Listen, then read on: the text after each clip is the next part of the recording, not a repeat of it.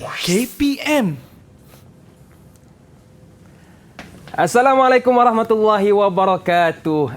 Jumpa lagi kita ya. Yalah, tadi sebelum ni kita bicarakan tentang tasawur Islam bahagian A, dan sekarang pula kita nak tahu bagaimana kita nak skor untuk mata pelajaran tasawur Islam bahagian B. Bersama dengan ustaz kita yang cukup luas pengalamannya. Nak tahu siapa? Macam biasa, jom kita lihat profil guru kita.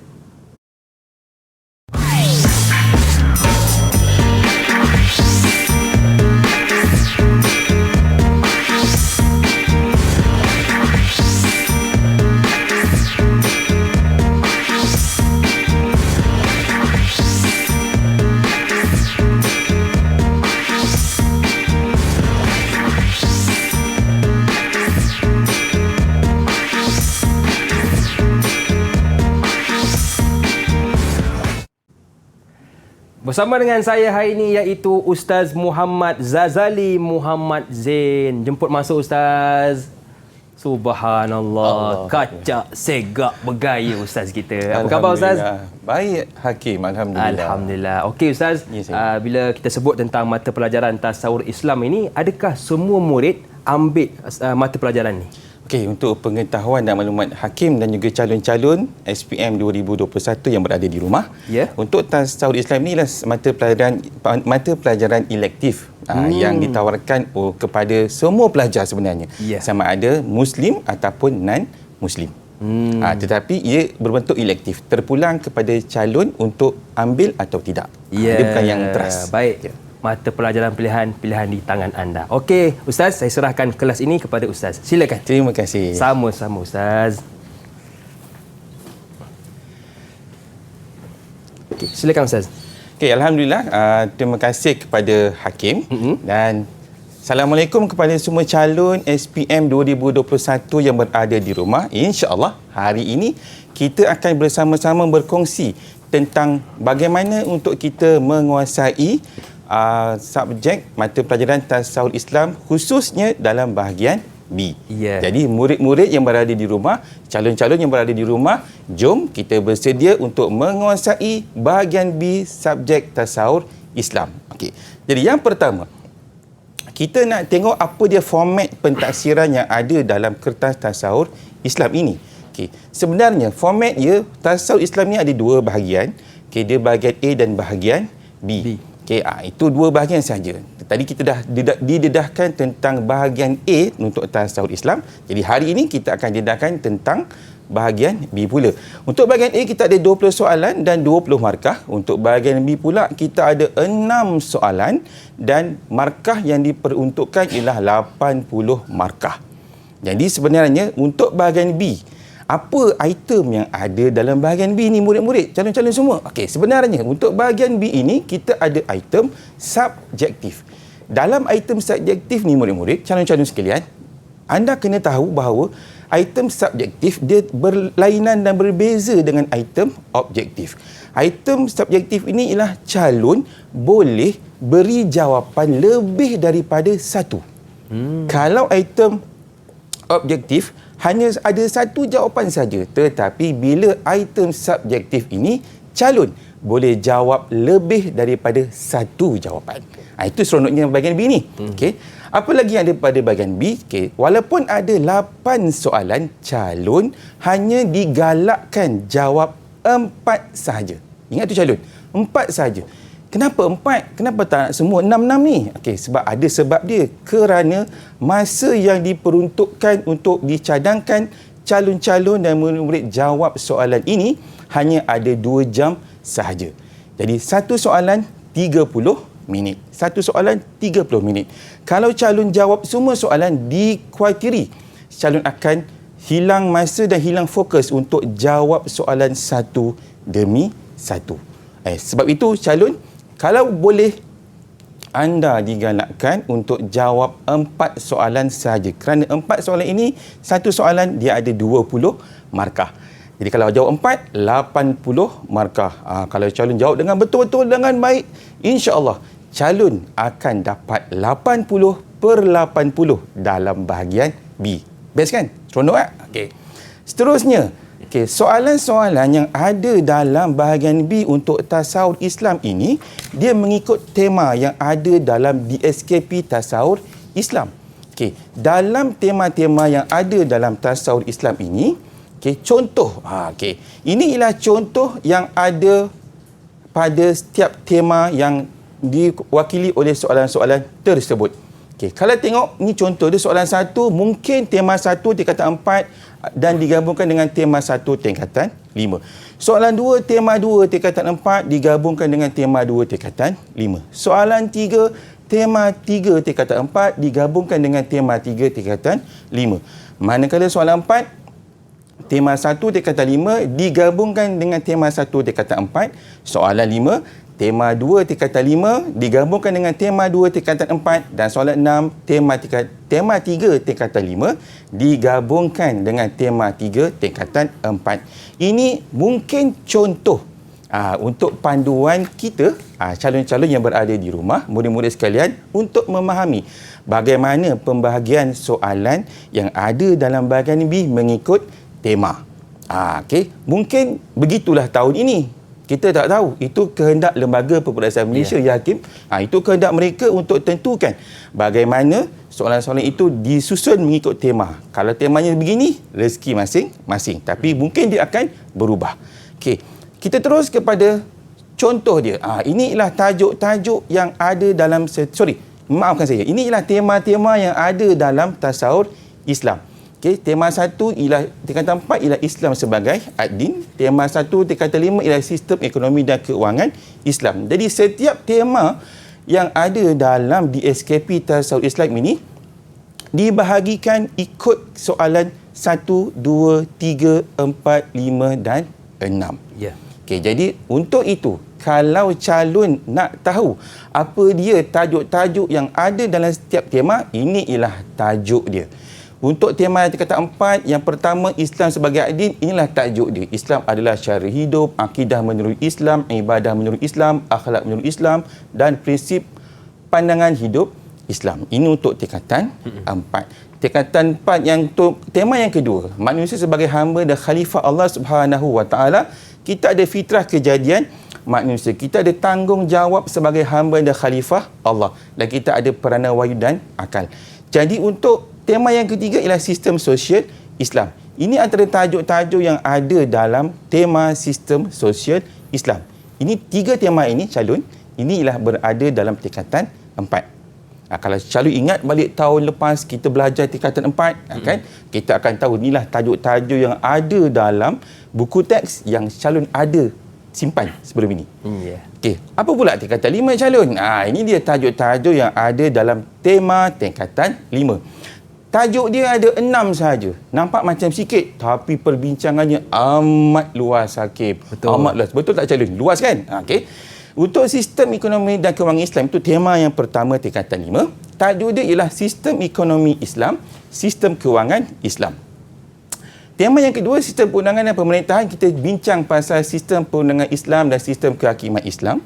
Dan sistem pentadbiran dan pemerintahan Islam yang ketiga, iaitu tajuk yang kita bincangkan dalam tema ini ialah sistem pentadbiran dan pengurusan Islam dan sistem pemerintahan Islam.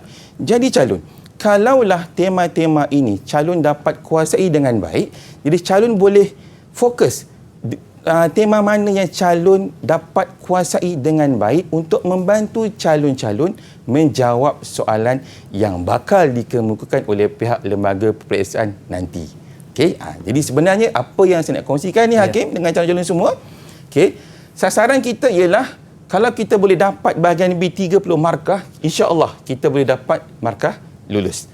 Tapi kalau nak lebih baik, lebih cemerlang calon, okey, kalau kita fokus bahagian A dapat 15 markah dan bahagian B calon dapat 55 markah, insya-Allah calon akan dapat A. Dan ini ialah calon kalau untuk dapatkan kecemerlangan, kita akan sasarkan ini. Dan sebenarnya calon, kalau ikutkan lembaga, inilah perincian untuk soalan bagi kertas tasawur Islam bahagian B. Sebenarnya, Hakim, calon-calon, 50% soalan yang ada dalam bahagian B itu adalah soalan yang aras rendah. Okay, jadi calon kalau betul-betul fokus, sebenarnya calon boleh dapat 50 markah sebenarnya untuk bahagian B. Seronok tak? Itu sebenarnya calon. Kalau kita tahu soalan-soalan yang ada dalam bahagian B, insya-Allah kita akan dapat jawab soalan itu dengan lebih baik. Ya, jelas dan terang. Itulah format soalan untuk tasawur Islam bahagian B, yang mana kalau beza dengan bahagian A, satu soalan, satu jawapan. Untuk bahagian B, satu soalan boleh banyak jawapan. Baiklah, kita nak berehat seketika. Kembali selepas ini pastinya dalam Sukses SPM 2021 Pecutan. Didik TV KPM. Didik TV KPM. Terima kasih kepada anda yang masih lagi sudi bersama dengan kami dalam Sukses SPM 2021 Pecutan. Masih lagi bersama dengan saya, Lokman Hakim, juga ustaz kita iaitu Muhammad Zazali Muhammad Zain dari Sekolah Menengah Kebangsaan Suria Perdana Batu Pahat, Johor. Baiklah ustaz, tadi kita dah fokuskan bagaimana untuk format soalan bahagian B tasawuf Islam ini. Jadi apakah perkara yang perlu kita ambil berat lagi? Silakan ustaz. Okay, terima kasih Hakim. Untuk makluman kepada semua calon yang berada di rumah yang mengambil mata pelajaran tasawur Islam. Okey, apa perkara yang kita perlu berikan perhatian dalam bahagian B ini? Okey, sebenarnya calon kena kenal pasti bentuk-bentuk item yang ada dalam bahagian B. Tadi calon dah tahu, dah maklum bahawa item dalam bahagian B ialah item subjektif. Dan apa yang calon perlu berikan perhatian ialah calon perlu tahu soalan-soalan yang ditanya dalam bahagian B. Iaitu yang pertama, soalan yang jawapannya tidak memerlukan huraian. Yang kedua, soalan yang jawapannya memerlukan huraian. Dan yang ketiga ialah soalan yang mana jawapannya berbentuk kebat. Tiga perkara ini Hakim, calon-calon sebenarnya, kalau calon dapat kenal pasti dan dapat kuasai, calon akan dapat memudahkan cara untuk calon menjawab soalan bahagian B. Jadi kita akan teruskan untuk mendalami dan menguasai satu demi satu bentuk item ini. Okey.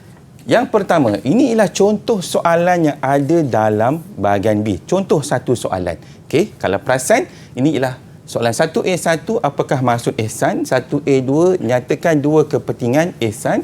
B, okey, C1, C2 dan D.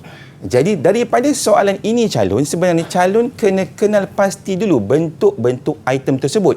Yang mana satu item yang tidak memerlukan huraian jawapannya, yang mana satu yang memerlukan huraian, dan yang mana satu soalan kebat.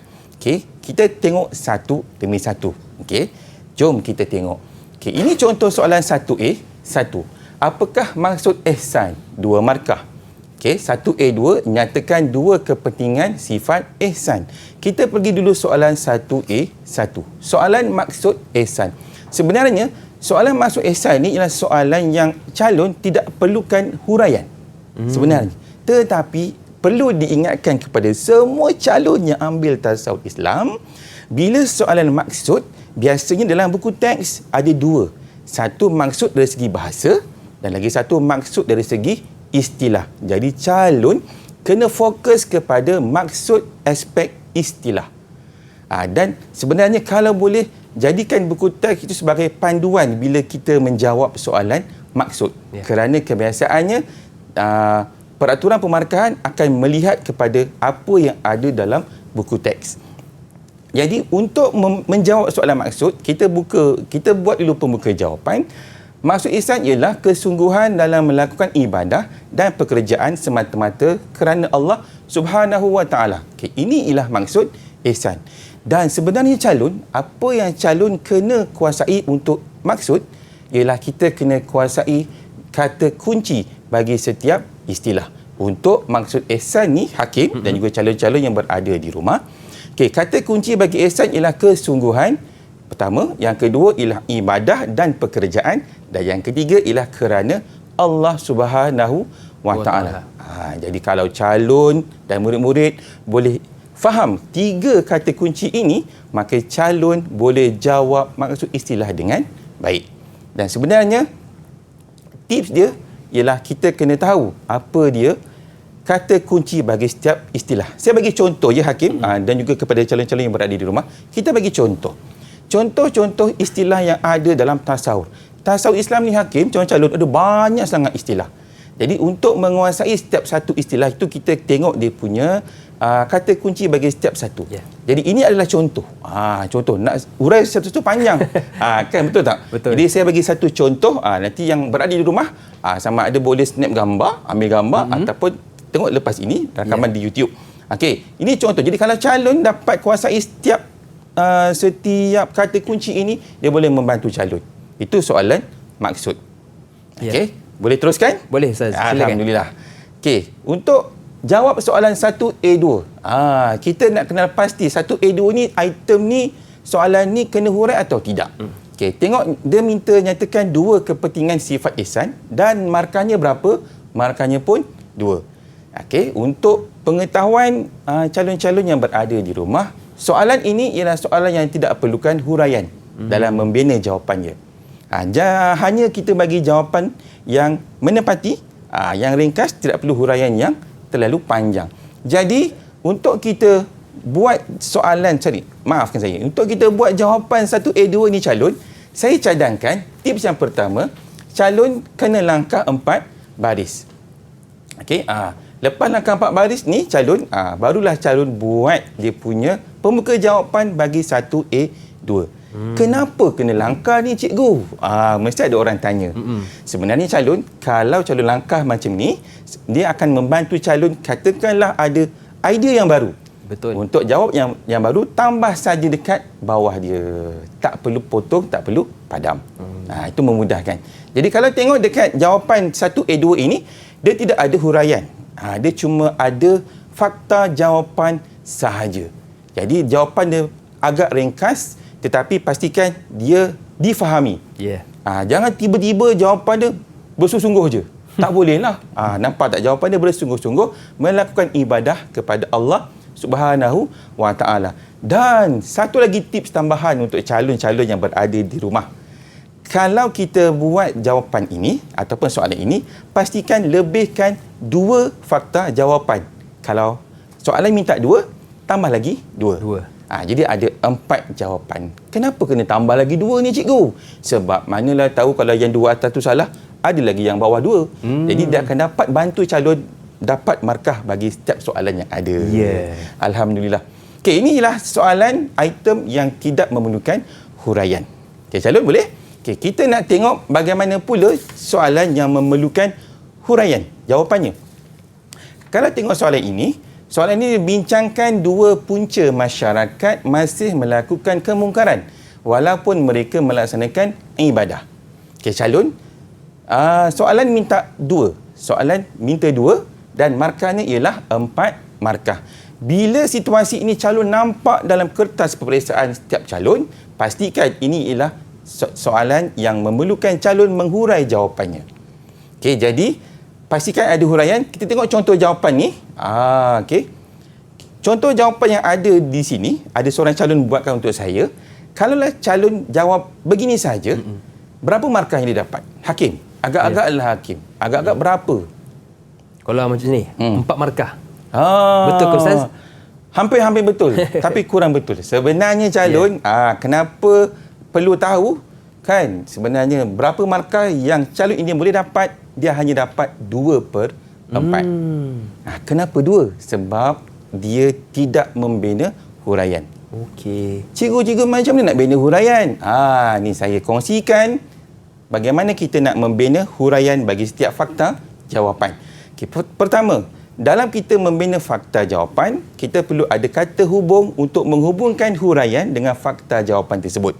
Jadi saya cadangkan kepada calon-calon yang berada di rumah, boleh guna 3 kata hubung yang biasa, iaitu supaya, kerana, seperti.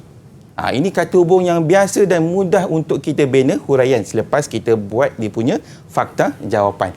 Jadi formula dia, lepas kita dapatkan fakta, kita pilih kata hubung, sama ada supaya ke, sama ada kerana ke, sama ada seperti ke, dan kalau boleh untuk membina huraian, kita tanya kenapa pada isi jawapan fakta tersebut. Okey, contoh. Saya tunjukkan contoh dia. Okey, ini contoh jawapan yang sesuai dan lengkap. Dia ada fakta, dia ada huraian. Okey, lalai melakukan ibadah kepada Allah Subhanahu Wa Taala. Fakta. Huraian dia kerana asyik bermain permainan dalam talian. Nampak tak calon? Ini sebenarnya huraian. Kenapa huraian ada? Sebab kita nampak ada perkataan kerana yang dimerahkan tu. Jadi, bila nampak kerana tu, dia sebenarnya membantu calon untuk membina huraian yang baik. Contoh yang kedua, tidak khusyuk ketika beribadah. Kerana apa? Kenapa tak khusyuk ibadah ni? Kerana tidak fokus ketika beribadah. Ini contoh bagaimana calon membina huraian dalam fakta jawapan yang calon berikan dalam soalan-soalan yang ditanya ketika peperiksaan nanti. Okey, boleh? Kita nak teruskan lagi. Ada banyak lagi tips yang ada. Jadi, bila jawapan calon begini, insya-Allah calon boleh dapat 4/4. Markah penuh dah. Alhamdulillah. Baik, jadi banyak yang kita dapatkan tips daripada ustaz kita. Antaranya, tengok soalan, tengok markah, biar seiring supaya kita dapat markah yang penuh. Baiklah, kita rehat seketika. Jangan ke mana-mana, teruskan bersama dengan kami pastinya dalam sukses. Akan tetapi, ustaz, saya difahamkan tadi itu bahagian B kan? Mana kata kita kena tengok soalan dan tengok dia punya huraian biar sama. Jadi apa lagi perkara yang perlu kita titik beratkan, ustaz? Okey, untuk makluman calon murid-murid yang berada di rumah dan untuk hakim juga, saya nak bagi beberapa tips sebenarnya. Tip ini, kalau calon fokus betul-betul yang ini, insya-Allah dia boleh membantu. Okey, kalau calon dapat soalan yang berkisar tentang punca, ini semua 4 soalan yang berkisar tentang punca. Sebenarnya calon, bila calon dapat soalan yang berkaitan dengan punca sesuatu masalah itu berlaku, antara jawapan yang sesuai digunakan. Sesuai digunakan, inilah jawapan dia. Kurang didikan agama, memiliki iman yang lemah, terpengaruh dengan rakan, tidak mengamalkan cara hidup Islam, kurang penguasaan undang-undang, kurang kempen kesedaran. Cuma saya dah bagi bantuan untuk calon dapatkan cara untuk membina fakta jawapan. Cuma saya minta calon untuk bina huraiannya sahaja. Ingat, pilih salah satu daripada 3 kata hubung tadi, supaya ke, kerana ke, kan. Lepas tu tanya fakta tadi. Kenapa kan? Kurang didikan agama. Kenapa kurang didikan agama? Kerana malas belajar ilmu agama. Senang kan? Okey.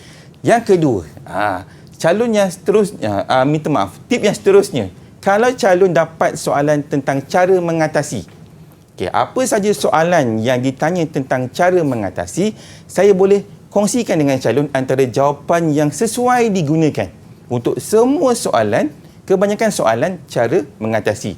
Antaranya, jawapan dia, fakta dia ialah mendalami ilmu agama, memantapkan iman, berkawan dengan orang yang baik, menguasakan undang-undang, melakukan kempen kesedaran. Nah, dari sini saya bagi contoh huraian.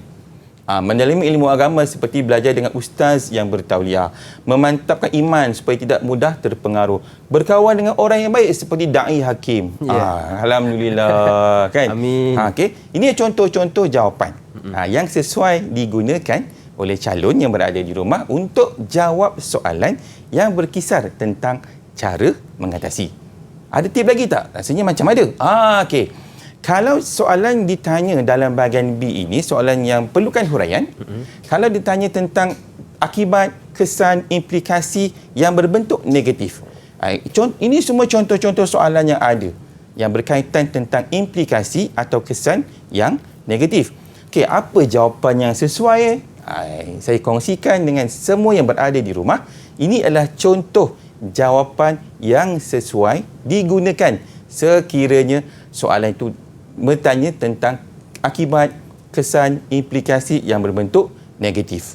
Kalau individu, dilaknat oleh Allah, dibenci oleh masyarakat, hati gelisah. Kalau untuk masyarakat huru-hara, masyarakat akan bergaduh, banyak berlaku jenayah. Kalau untuk negara, apa pula? Okey, kalau negara, kesan buruk dia, negara tidak aman, ekonomi negara akan jatuh dan jenayah banyak berlaku. Jadi kalau calon dapat soalan dalam bahagian B, bertanya tentang soalan-soalan sama ada punca, cara mengatasi, kan, kesan buruk, kan, itu antara jawapan yang sesuai digunakan oleh calon untuk menjawab soalan-soalan tersebut. Dan katakanlah kalau soalan tadi ditanya kebaikan pula, kesan baik pula. Yang saya tunjukkan tadi ialah kesan buruk. Jadi calon lawankan sahaja kesan buruk tadi kepada kesan yang baik. Okey, jelas tu calon. Ingat, lawankan saja. Contoh, dilaknat oleh Allah. Lawannya apa?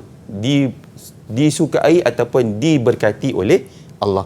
Dibenci oleh masyarakat. Okey, apa lawan dia? Disukai oleh masyarakat. Jadi kalau calon tahu tentang perkara ini, dia dapat memudahkan calon. Cuma hakim dengan juga calon yang berada di rumah, pesan saya, kalau soalan ditanya untuk membina huraian, tolong sangat-sangat calon binalah huraian. Jangan biar kosong. Sebab kalau soalan tu 4 markah, 2 fakta, 2 huraian. Kalau calon tak buat huraian, dapat 2 saja. Kita akan rugi di situ. Okey, jadi calon kena hati-hati, fokus, tengok soalan betul-betul. Kalau soalan tu perlukan huraian, calon kena hurai betul-betul. Baik, jadi 2 perkara yang perlu kita lihat. Yang pertama ialah tengok soalan, yang kedua tengok markah supaya seiring. Baiklah, kita nak berehat seketika, jangan ke mana-mana, teruskan bersama dengan kami pastinya dalam Sukses SPM 2021 Pecutan. Didik TV KPM. Didik TV KPM. Masuk lagi bersama dengan saya Lokman Hakim, juga Ustaz Muhammad Zazali Muhammad Zain, guru dari Sekolah Menengah Kebangsaan Suria Perdana Batu Pahat, Johor. Baiklah, tadi kita dah belajar tentang jawapan yang tidak memerlukan huraian, yang kedua jawapan yang memerlukan huraian. Bagaimana pula Ustaz untuk kita nak jawab soalan kebat? Okey, terima kasih Hakim, dan juga untuk calon-calon murid-murid yang berada di rumah, kita akan kongsikan dengan anda bagaimana untuk kita kenal pasti soalan kebat dan bagaimana kita nak menjawab soalan kebat. Tetapi sebelum itu, kena kenal dulu soalan kebat ni macam mana bentuknya untuk mata pelajaran tasawuf Islam nanti. Okey, untuk item kebat bahagian B, kita ada 3 jenis item untuk kebat ni. Yang pertama, item kebat 6 markah. Yang kedua, item kebat 1 markah tambah 5 markah. Dan yang ketiga ialah item kebat 2 markah tambah dengan 4 markah. Apa bezanya ni? Okey, sebenarnya item kebat 6 markah ni ialah item kebat yang markah keseluruhannya 6 markah. Okey, akan ada soalan yang agak panjang, gambar sesuatu gambar untuk stimuluskan calon, dan markah yang diperuntukkan ialah 6 markah. Manakala item kebat 1 markah 5 markah ni pula ialah gabungan 2 pecahan soalan. Satu soalan 1 markah, soalan yang kedua 5 markah. Okey. Dan yang ketiga, item kebat 2 markah 4 markah ialah gabungan 2 pecahan soalan, 1 soalan 2 markah, dan soalan yang kedua ialah 4 markah. Jadi kita nak kenal bagaimana soalan kebat ini dan bagaimana pula untuk menjawabnya. Okey, kita akan pergi satu demi satu. Jom dengan saya. Okey, pertama sekali, untuk menjawab soalan kebat, pastikan calon ada perkara ini. Apa dia? Yang pertama, calon kena berikan fakta jawapan. Okey, selepas fakta jawapan, kita ada huraian.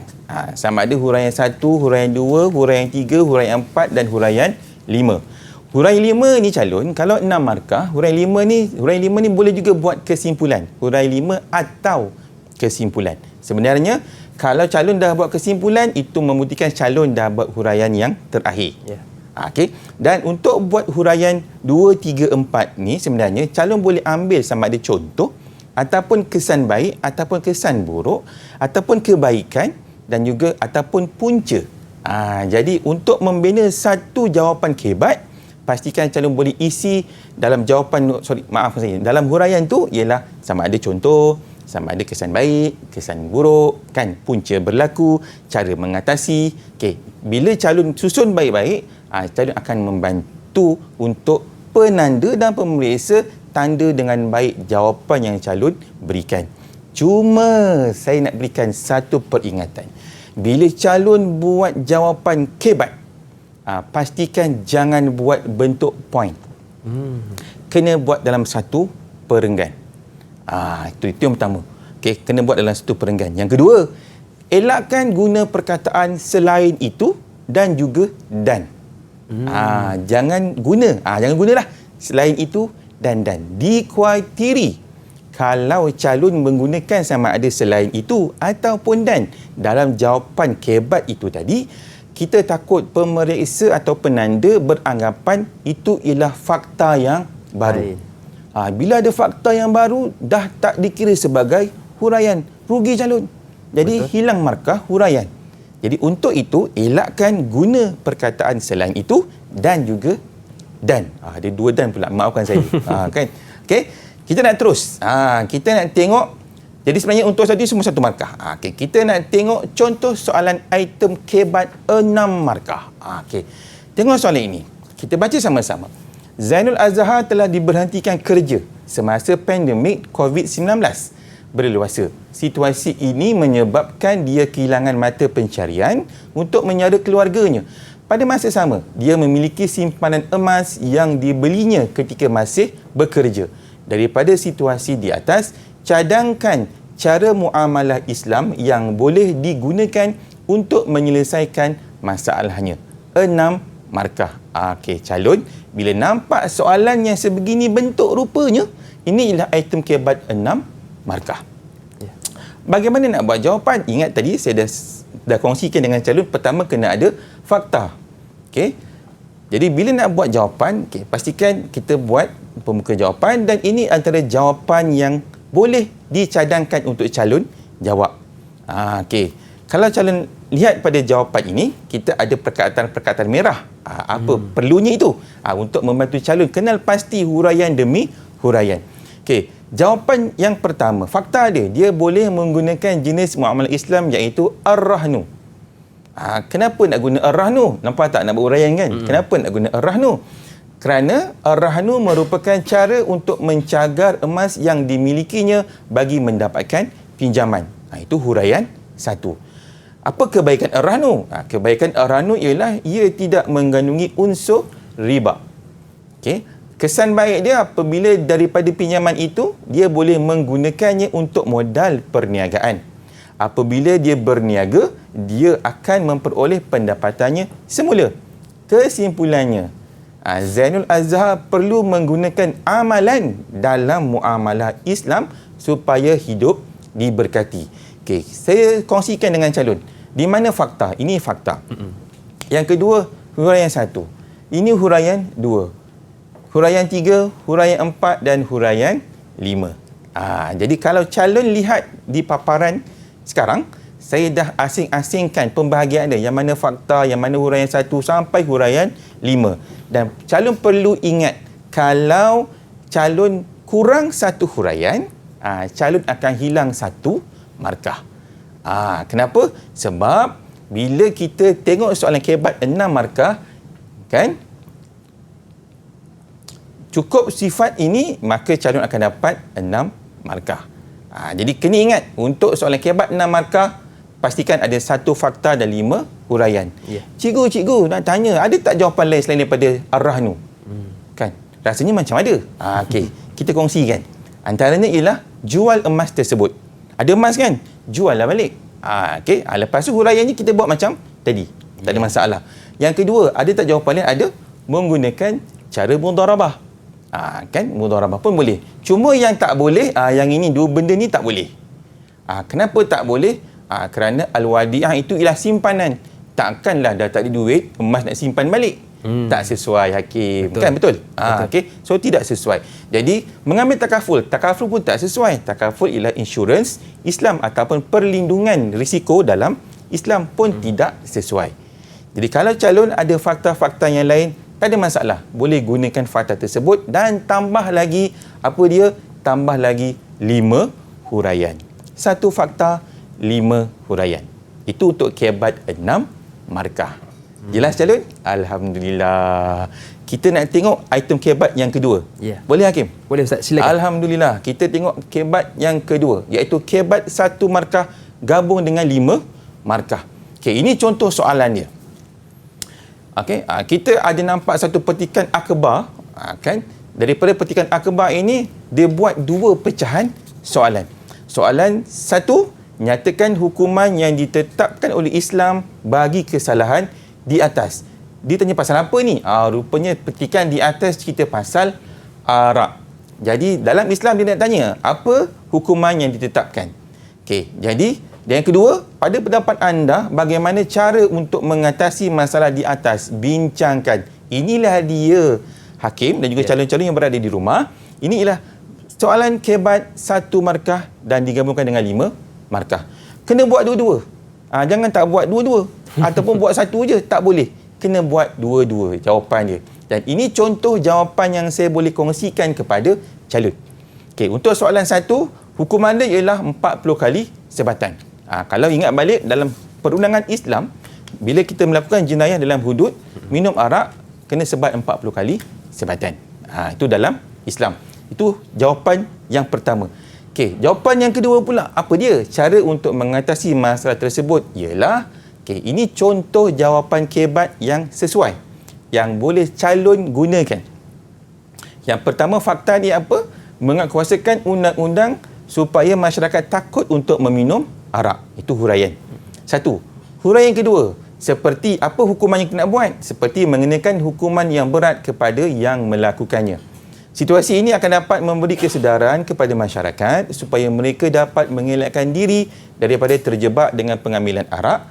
Oleh itu, kita hendaklah menjauhkan diri daripada arak kerana ia diharamkan oleh Islam. Agak-agak calon, berapa markah kita nak bagi kepada ni?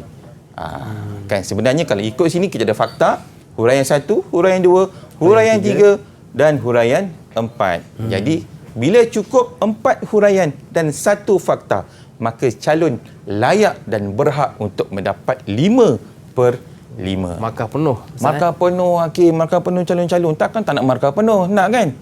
Kena buat. Sebenarnya kalau calon buat huraian tu dengan ayat yang mudah dan difahami, tak ada masalah. Boleh. Tak perlu ayat yang terlalu lengkap. Tapi yang penting ayat itu difahami oleh pemeriksa dan penanda yang akan menanda kertas calon. Ini ialah item kebat 1 markah, 5 markah.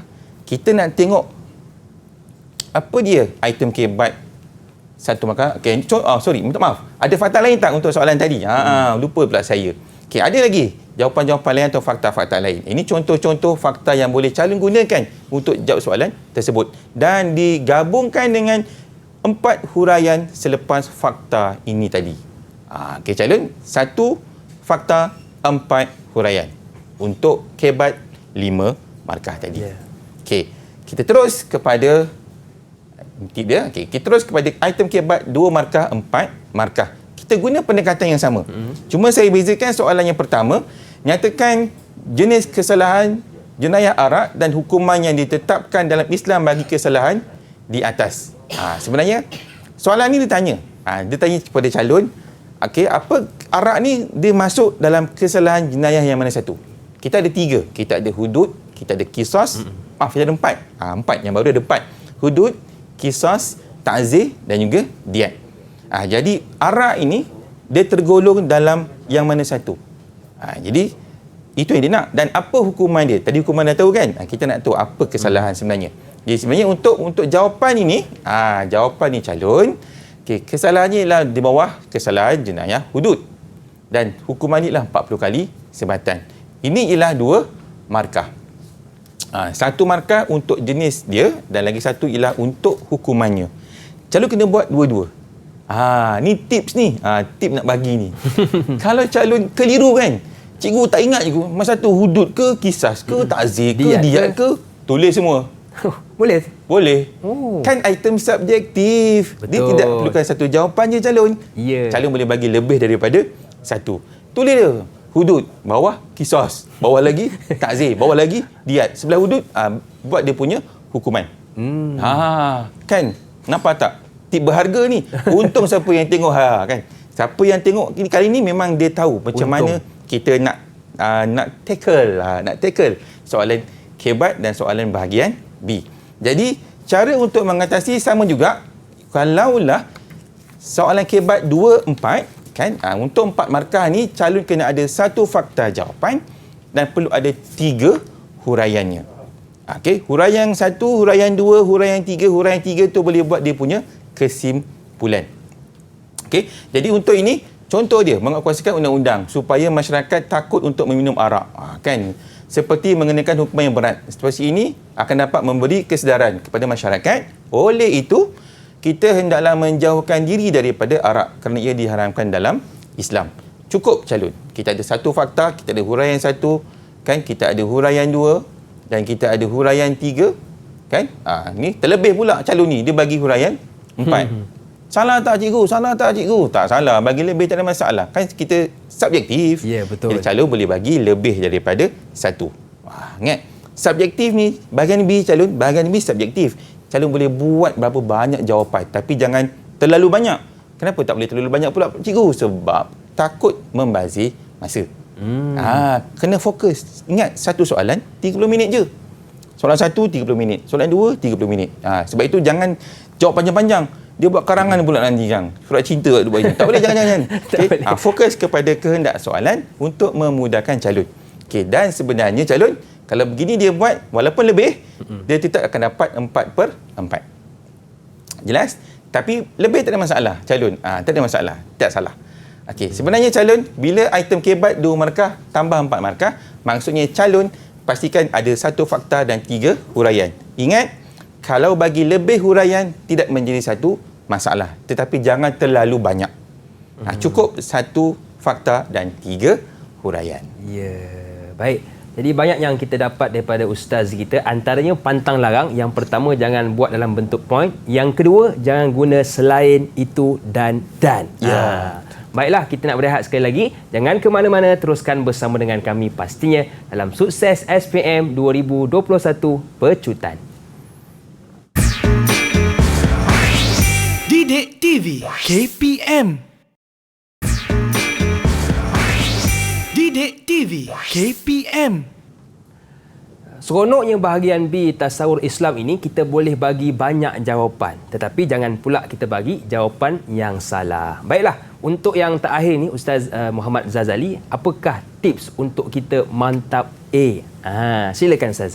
Okey, terima kasih Hakim. Untuk makluman dan untuk pengetahuan calon-calon murid-murid SPM yang berada di rumah, untuk kita dapatkan A+, khususnya calon kena pastikan jawab setiap soalan dengan betul mengikut kehendak soalan. Untuk itu, sebelum saya nak bagi beberapa tip yang lain, jom kita nak uji pemahaman calon yang berada di rumah. Kenal atau tidak item-item tadi? Ada 3 jenis item tadi yang saya dah kongsikan kepada calon. Kita nak tengok satu demi satu. Okey, soalan A1 dengan A2. Okey, kita nak tengok sama ada soalan ini perlukan huraian ataupun tidak perlukan huraian. First ataupun pertama sekali, apa yang kita nak kena buat? Kita kena tanda kehendak soalan. Dia nak 2, kan? Dan kita tengok markahnya, 2 markah.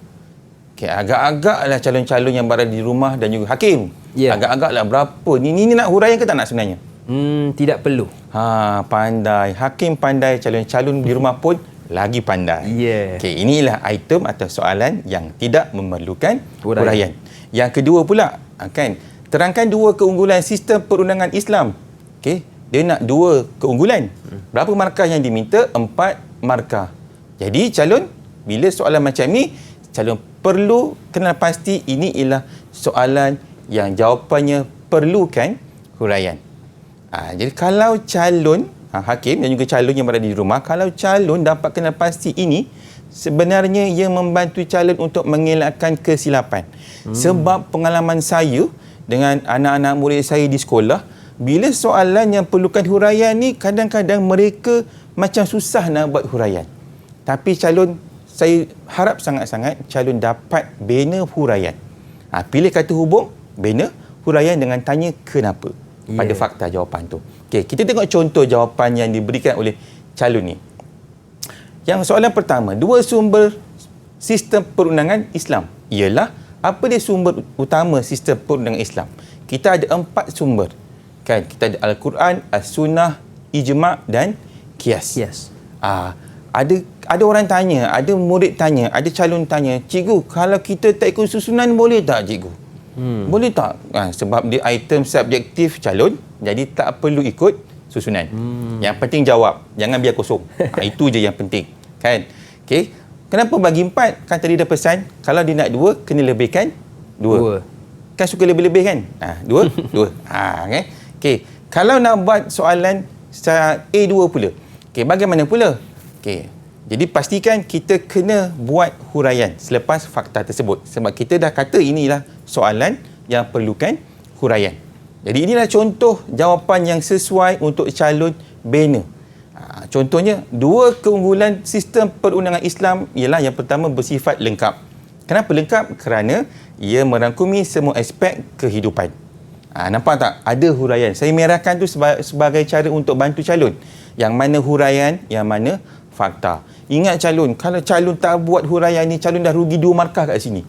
Walaupun jawapan depan tu betul. Tu yang rugi tu. Tapi calon tak boleh gunakan jawapan bawah untuk huraian yang atas. Pun tak boleh. Salah juga. Taklah juga. Lagi satu pesan saya. Jangan gunakan soalan untuk buat jawapan. Tak boleh. Contoh, kalau calon buat 2 keunggulan sistem perundangan Islam ialah ia bersifat unggul. Tak boleh. Ulang balik. Jangan buat calon jangan buat. Okey, tu tak boleh. Okey. Ini ialah 2 item tadi. Kalau tengok soalan yang ini. Okey, soalan ni panjang. Bila soalan panjang ada gambar kan? Sama ada gambar ataupun soalan tu stimulusnya panjang. Okey, kita dah boleh agak ini ialah item kebat. Cuma calon kena kenal pasti sama ada ini kebat yang macam mana. Kebat ada 3, ingat. 6 markah, 1 markah, 5 markah, 2 markah, 4 markah. Kalau tengok soalan ini, ini soalan yang macam mana? 1 markah, 5 markah, 6 markah atau 2 markah campur dengan 4 markah. Zainul Asri merupakan seorang hakim yang mempunyai kredibiliti hebat kerana memiliki etika sebagai seorang hakim. Beliau mampu mengendalikan kes mahkamah dengan baik dan adil dalam membuat keputusan. Pada masa sama, beliau diarahkan untuk mengendalikan kes mahkamah yang melibatkan adiknya Zainul Ashraf kerana kapasiti beliau sebagai seorang hakim yang memiliki etika yang hebat. Okey, soalan pertama, setenakan 2 etika hakim menurut Islam. Markahnya berapa? Markahnya 2. Automatik dah tahu dah. Inilah kebat yang 2 markah campur dengan 4 markah. Jadi apa yang calon kena buat? Kena jawab 2 soalan ni. Jangan buat satu je macam pesan saya tadi. Buat je 2. Kalau katakan dalam Dewan Peperiksaan itu buntu, tak apa, tulis je apa-apa dulu. Yang terlintas. Tulis je dulu. Mana tahu, kan tadi saya dah pesan langkah 4 baris. Betul. Tiba-tiba dah buat, terlupa nak buat apa tinggal dulu. Buat soalan yang lain. Tiba-tiba tengah buat soalan ni, teringat pula soalan yang tadi.